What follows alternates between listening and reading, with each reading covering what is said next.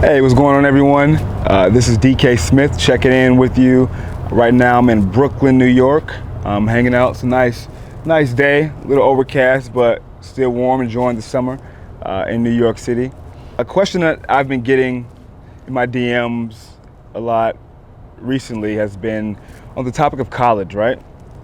I've been getting it from both college students and from parents that have students in high school and they're wondering, is college the right move? Everyone says, oh, go to college, get a job. That was the adage of 30 years ago, maybe 20 years ago. It's not the same anymore. Then on the other end of the spectrum, people are saying, oh, well, college is a scam and I hate college and it's not good for anything. I don't agree with that old adage either, right? So I want to discuss a little bit about who college is for, what's the point of college, and why it's important to go to a top college. And then lastly, who shouldn't go to college, right? So the first topic, who is college for, right? College is for the person that aspires to create a robust network and or the person that aspires to get a graduate degree, whether it's being a lawyer, being a doctor, getting your PhD in economics or whatever. College is a prerequisite, so you definitely need that. Right? I say that because that segments me, or is a good segue into my second point, which is the whole point of college, the whole college thing. A lot of people complain that, college is not getting these students ready for the workforce, and it's not getting these students ready and not giving them trainable, learnable skills to actually build and come into a company prepared to work. And that's true, and that's because college is not a trade school. If you want learned skills that are transferable into the workplace, go to a trade school. The main point of college is to practice building solid study habits, practice building a solid work ethic, making sure that you are incorporating a social life into college, and building your network.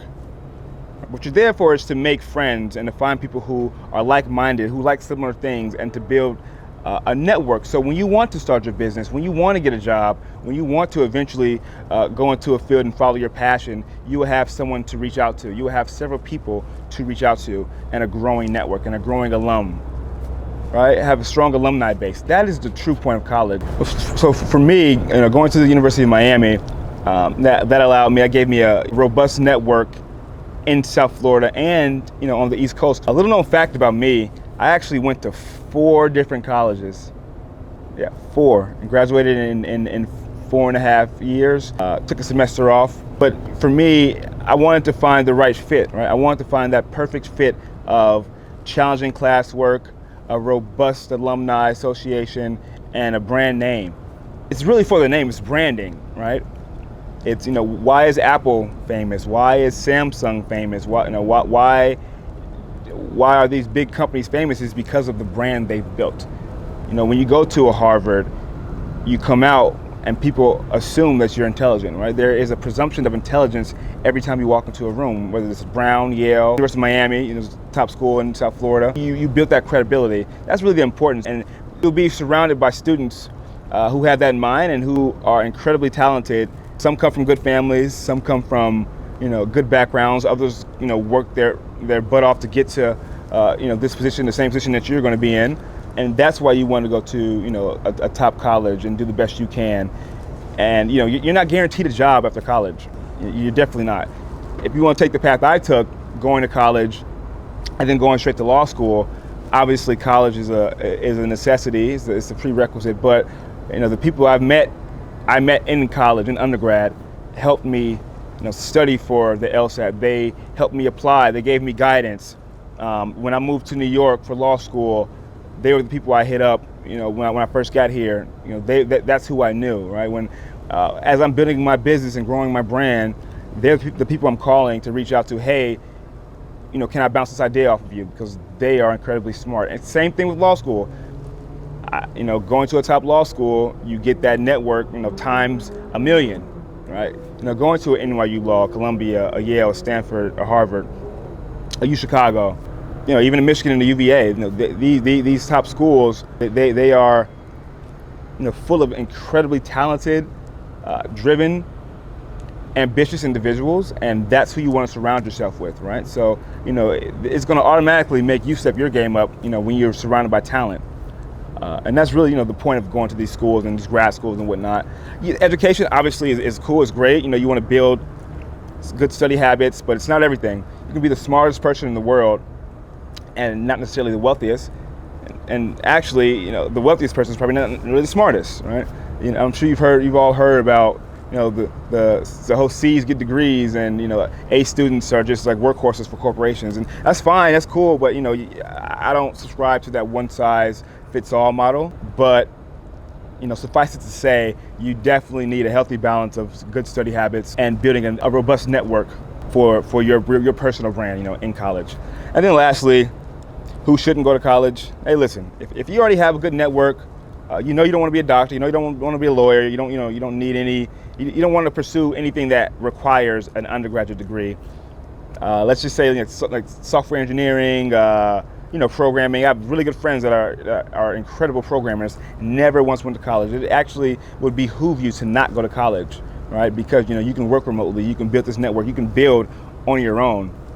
So if you're doing that, a lot of companies, I believe Apple and Facebook and a couple other tech companies, several tech companies are recruiting people who do not go to college. They'd rather you spend 4 years mastering programming, right? If you spend 4 years putting in 2,500 to 3,000 hours in programming, you're an expert, you're a professional. There's 10,000 hours right there, and you probably have a healthier liver at that. So, analyze if college is the right fit for you. But the most important thing you need to realize and ask yourself is, what is your end goal? What's your end game? Don't necessarily listen to people who say, oh, don't go to college, or do go to college. It's not, everyone's game is different, right? It all depends on what your end game is. But if you go to college, be sure to leverage the people around you and build those relationships, build those friendships, and build that network, because that's where it starts. So for me, the advice I got from my mom, my high school teachers, everything, oh, go to college. I think that's great, and I'm really appreciative of it, but no one taught me that there's another step to that. All right? It's not just go to college. It's not just go spend money on a degree. It's being purposeful in your maneuvering, right? Once you go to college, and I found it out a little late, but it was not too late. Again, I mentioned before, it took me 4 tries to get the right college fit, right? And it was because I knew that I wanted to get to the right college. I wanted to make sure that I had the right fit for me, right? I had a conversation with a professor. I'll never forget this, and I was debating on whether I should transfer, go to a bigger school, get a bigger brand name. The professor at an Ivy League school, actually, he took my call, and he was like, hey, listen, names matter, name brands matter, especially for what you want to do. At this point, I didn't know I wanted to be a lawyer. I didn't even know I wanted to be a lawyer until my junior year in college. So I was reaching out my sophomore year, and I had no idea I wanted to be a lawyer, but I knew I wanted to pursue some sort of graduate degree, and the prerequisite was college. So I knew college was for me, and it's just something, a necessary evil that you have to go through. Now, obviously, there's a balance of going to a top school and saving on financial aid. I think that one of my best friends, he didn't go to the best school in undergrad, but guess what? He got straight A's, almost a perfect score on his LSAT, went to Harvard Law, and is crushing it on Wall Street right now. So every story is different. You don't have to go to a top brand or name brand school, but it helps. You don't have to get a scholarship to go to college, but it helps, right? So if you're going to college and you just think that, oh, I'm going to go to college, get a degree, and the world's going to come, give me a job, and no, dead that right now. Until you know what you want to do or have an idea of the direction you want to go in, don't even bother. Take a year off. Take your time. There's no rush.